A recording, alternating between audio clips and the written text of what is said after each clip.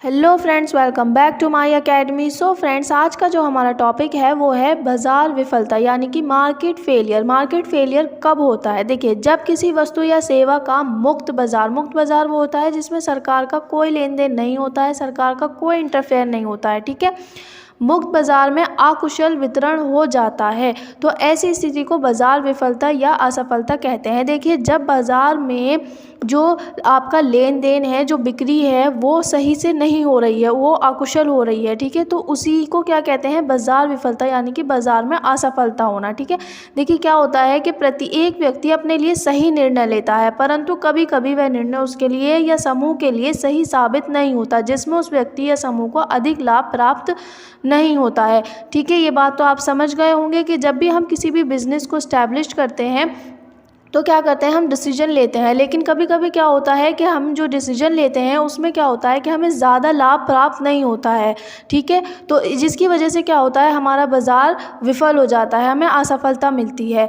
ठीक है, तो इसी को क्या कहते हैं? बाज़ार विफलता कहते हैं। चलिए, अब हम इसके सिर्फ कारण देखेंगे। देखिए, कारण के मैंने सिर्फ नाम लिखे हैं, इसके अंदर आप अच्छे से बनाकर जो भी पॉइंट्स आपको समझ में आए आप आराम से लिख सकते हैं। ठीक है, मैं आपको ये पॉइंट्स क्लियर कर देती हूँ। देखिए, सबसे पहला हमारा जो कारण होता है बाज़ार विफलता का, मार्केट फेलियर का, वो होता है बाध्यताएँ यानी कि एक्सटर्नलिटीज़।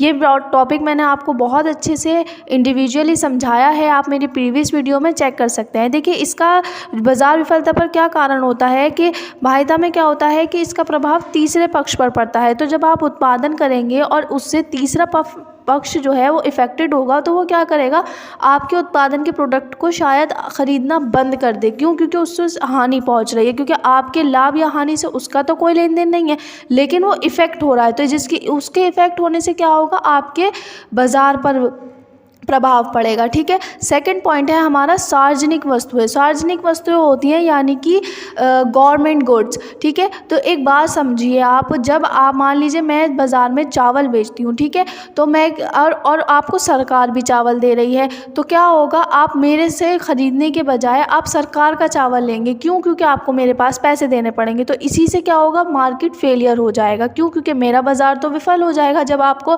सरकार वो चीज़ें प्रोवाइड करा रही है जो मैं भी बेच रही हूँ और वो सरकार चीज़ें फ्री में करा रही है, तो क्या होगा, बाज़ार विफल हो जाएगा। तो ये हमारा सेकंड पॉइंट है। थर्ड पॉइंट क्या है हमारा? बाज़ार नियंत्रण यानी कि मार्केट कंट्रोल। देखिए, क्या होता है कि हमारे पास दो चीज़ें होती हैं, एक होता है क्रेता, एक होता है विक्रेता। ठीक है, दोनों का बाज़ार पर नियंत्रण हो जाता है।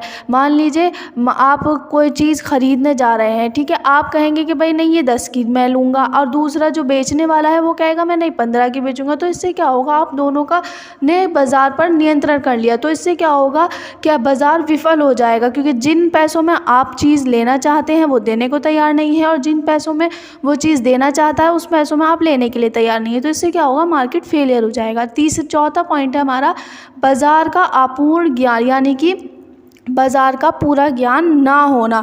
ये भी मार्केट फेलियर का फोर्थ पॉइंट है। इसमें क्या होता है कि अगर मान लीजिए बाज़ार के बारे में किसी भी विक्रेता को अधूरी जानकारी होगी, तो इससे क्या होगा, बाज़ार विफल हो जाएगा। ठीक है, मान लीजिए उसको मार्केट की कीमत नहीं पता कि ये एक चीज़ कितनी कीमत में बाज़ार में बिकेगी, तो क्या होगा, उससे उसका मार्केट फेलियर हो जाएगा। ठीक है, अगर आपको वीडियो अच्छी लगी हो so please like, subscribe and share. Thanks for watching.